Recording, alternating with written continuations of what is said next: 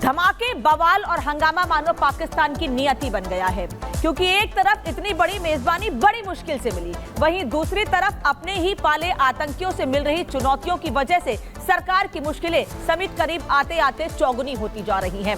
लेकिन पाकिस्तान की सेना और सरकार फिर भी आतंक और आतंकियों के खिलाफ एक शब्द नहीं बोल रही है। इस रिपोर्ट को देखिए, फिर बताएंगे कि आखिर कैसे पाकिस्तान की मुश्किलें समिट से पहले बढ़ती जा रही हैं।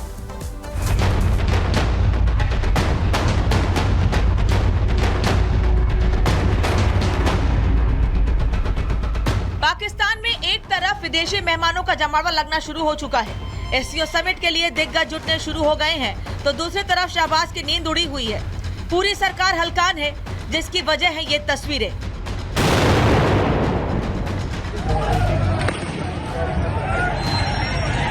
समिट शुरू होने से ठीक पहले आतंकी टूट पड़ते हैं, वही आतंकी जिसे खुद पाकिस्तान पालता पोसता है। आतंकियों के इस हमले में पाकिस्तान के 4 पुलिसकर्मियों की मौत हो गई। आतंकियों ने पुलिस मुख्यालय परिसर में घुसने की कोशिश की। तहरीक-ए-तालिबान यानी टीटीपी ने हमले की जिम्मेदारी ली, लेकिन शहबाज शरीफ की परेशानी यहीं खत्म नहीं होती। एक जंग तो उन्हें अपने ही मुल्क में इमरान की सेना से लड़नी पड़ रही है। इमरान के कार्यकर्ताओं ने पहले ऐलान किया था, शहबाज शरीफ को अल्टीमेटम दिया था, और ऐसे में सड़कों पर उतरने में उन्होंने देरी नहीं की। इमरान की सेना इस्लामाबाद में सड़कों पर उतर आई। अपनी मांगों को लेकर शहबाज सरकार और एससीओ समिट के खिलाफ प्रदर्शन करने लगे। इमरान की पार्टी के 5 लाख कार्यकर्ताओं ने पूरे इस्लामाबाद की घेराबंदी कर दी। शहबाज पहले ही इमरान खान और उनकी सेना से मिन्नतें मांग चुके थे, गुहार लगा चुके थे। ऐसे में अपनी सेना को वो भी पहले ही आदेश दे चुके थे। आदेश हालात बिगड़ते ही एक्शन में आने का था, तो शहबाज की सेना ने भी देरी नहीं की और पीटीआई कार्यकर्ताओं की धरपकड़ शुरू हो गई। तमाम हालातों को देखते हुए, इमरान की सेना के अल्टीमेटम को ध्यान में रखते हुए शहबाज सरकार ने पहले ही मुल्क में टोटल लॉकडाउन लगा रखा है। ऐसे में ताज्जुब तो ये है कि शहबाज वहां हो रहे संग्राम को काबू में नहीं कर पा रहे हैं और अब उनकी सांसें फूली हुई हैं। Bureau report, Republic Bharat. तो पाकिस्तान के हुक्मरान की नाकामी की वजह से वहां के लोगों को परेशानी हो रही है, और उनकी परेशानी केवल आतंकवादियों से नहीं बढ़ रही है, बल्कि अपने ही विरोधियों यानी मुख्य विपक्षी दल पीटीआई से भी उन्हें लगातार चुनौतियां मिल रही हैं। इसी वजह से वहां के हालात लगातार खराब होते जा रहे हैं। क्या स्थिति है, ये आपको बता देते हैं। दरअसल पीटीआई के कार्यकर्ता सड़क पर प्रदर्शन के लिए उतरे हैं और लगातार ये चेतावनी पहले से वो देते हुए आ रहे हैं। एससीओ समिट से पहले पूरे इस्लामाबाद को घेर लिया है और लगातार प्रदर्शन कर रहे हैं, और इस बीच सरकार को चुनौतियां भी दे रहे हैं। इमरान खान के हजारों कार्यकर्ता बवाल काट रहे हैं और बार बार ये मांग कर रहे हैं कि इमरान खान को रिहा किया जाए, परिवार से मिलने दिया जाए। हालात देखकर शहबाज सरकार तुरंत एक्शन में भी आई है। पीटीआई के 200 कार्यकर्ताओं को गिरफ्तार कर लिया गया है, लेकिन केवल 200 कार्यकर्ताओं से बात बनती नहीं दिख रही है।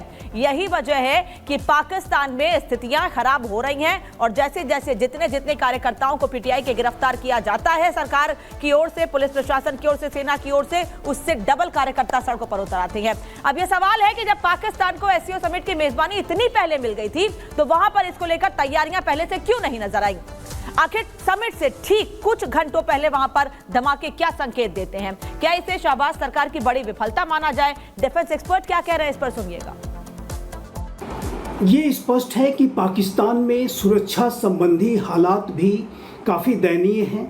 पाकिस्तान में जो अनेक आतंकी संगठन हैं, वो पाकिस्तान के अंदर ही बड़े हमले कर रहे हैं, और एक ऐसे समय में कि जब पाकिस्तान में एससीओ समिट का आयोजन हो रहा है, तो ऐसे में ये जो आतंकी संगठन हैं वो अंतर्राष्ट्रीय समुदाय का ध्यान अपने तरफ आकर्षित करने के लिए जाहिर है कि वो बड़ी घटनाओं को अंजाम देने की साजिशें रच रहे हैं। पीटीआई के लीडर इमरान खान को, उनके समर्थकों को लगातार प्रताड़ित कर रही है और उनको दबाव में लगातार रखा जा रहा है। तो उन सारी स्थितियों को भी अंतर्राष्ट्रीय समुदाय को आकर्षित करने के लिए पीटीआई के द्वारा भी बड़े प्रदर्शन किए जा रहे हैं। और जाहिर है कि ये जो सारी स्थितियां हैं, ये पाकिस्तान के हुक्मरानों के लिए काफ़ी चुनौतीपूर्ण बन गई हैं। एससीओ की जो समिट हो रही है, उसका सफल आयोजन करना पाकिस्तान की जिम्मेदारी है, और पाकिस्तान अपनी जाहिर है कि इस तरीके की जो सुरक्षा संबंधी दयनीय स्थिति, राजनीतिक अस्थिरता की वजह से वो काफ़ी वर्तमान समय में चुनौतीपूर्ण स्थिति वो फेस कर रहा है। पाकिस्तान के हुक्मरान इससे भारी दबाव में है।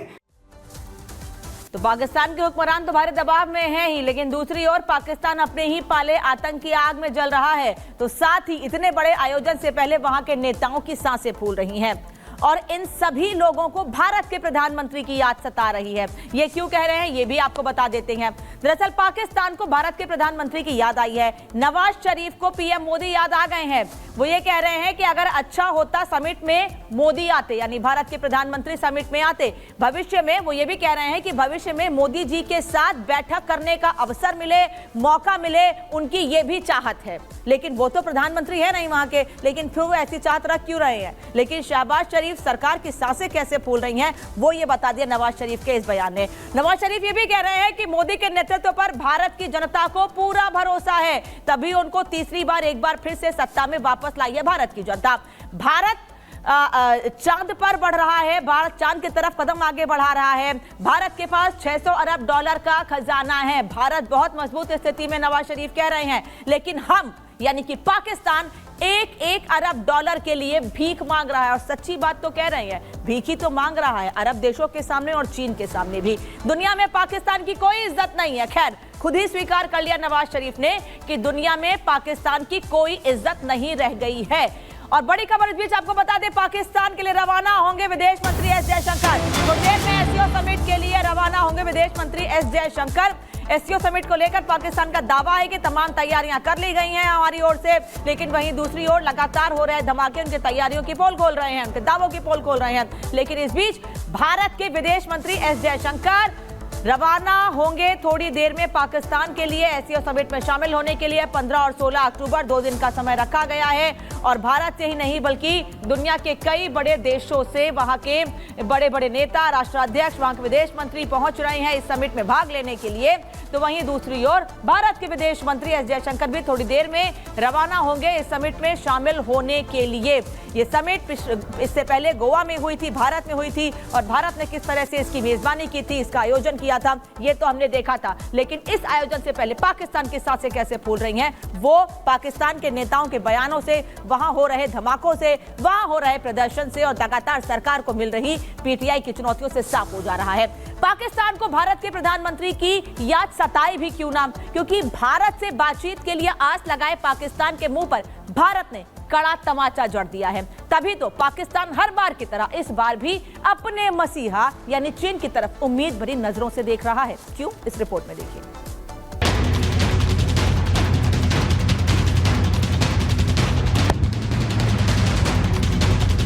भारत का तमाचा, पाक कांपा।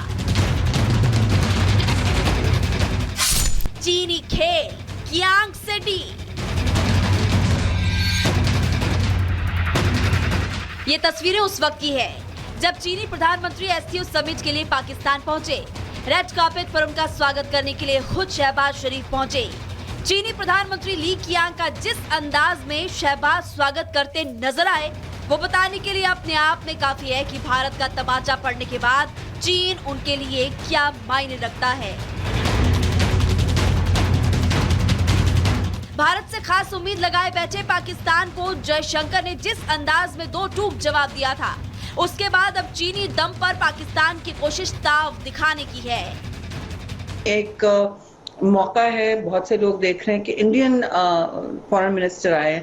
आपको ज्यादा मैं नहीं समझती हल्कान होना चाहिए उनसे कोई पेशरफ्त या गुजारिश करने की, क्योंकि उन्होंने वही करना है जो उन्होंने करना है। भीख में मिले पैसों से शहबाज शरीफ ने एससीओ समिट के लिए भले ही पाकिस्तान को संवार लिया हो, लेकिन मुल्क के अंदरूनी हालात दुनिया के सामने हैं। ऊपर से भारत से आस लगाए बैठे पाकिस्तान को जो तमाचा लगा, बौखलाना तो तय था और यही हाल वहाँ की आवाम के भी है। आपको लगता है कि हम एससीओ मीटिंग कामयाबी के साथ करवा सकेंगे? अफगानिस्तान ने तो भाई खुलेआम कह दिया कि अगर ये मीटिंग अफगानिस्तान में होती है, इंडिया में होती है, किसी और मुल्क में होती तो हम ज़रूर अटेंड करते, लेकिन पाकिस्तान हम हरगिज़ नहीं जाएंगे। जहाँ तक आपने अफगानिस्तान की बात की, देखिए यार, अफगानिस्तान से हालात ख़राब हैं, इंडिया से हालात ख़राब हैं, ईरान ने आप पे मिसाइल फेंके। आप क्या कर रहे हैं भाई? आपकी गवर्नमेंट क्या कर रही है?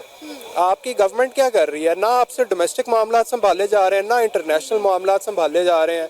आप लोग बाहर जाते हैं अक़वाम मुत्तहिदा तो आप 100 बंदों का वफ्द लेके चले जाते हैं। देखें, आपका एक गरीब मुल्क है। पाकिस्तान फिलहाल सबसे बड़ा सियासी संकट से जूझ रहा है। दूसरी ओर इमरान समर्थकों का बवाल। इस बीच एससीओ समिट अब शहबाज की कोशिश दुनिया के सामने पाकिस्तान की मुफलिसी को छिपाने की हो रही है। सम्मेलन के जरिए बची खुची इज्जत बचाने की हो रही है। लेकिन सवाल अब भी बरकरार है, आतंक के सरगना के रूप में जाने जाने वाला पाकिस्तान क्या एससीओ समिट में शामिल होने वाले सदस्यों को ढंग से सुरक्षा मुहैया करवा पाएगा और क्या शहबाज अपनी फजीहत होने से रोक पाएंगे? Bureau report, Republic Bharat.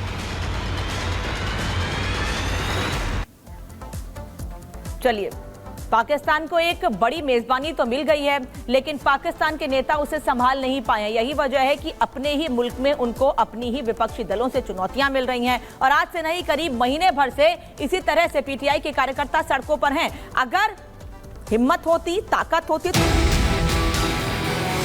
सबसे बड़ा सियासी अखाड़ा जहां परखा जाएगा हर दावा, किसके दावे में दम। राष्ट्र सर्वोपरि सम्मेलन 18 अक्टूबर को सिर्फ रिपब्लिक भारत पर।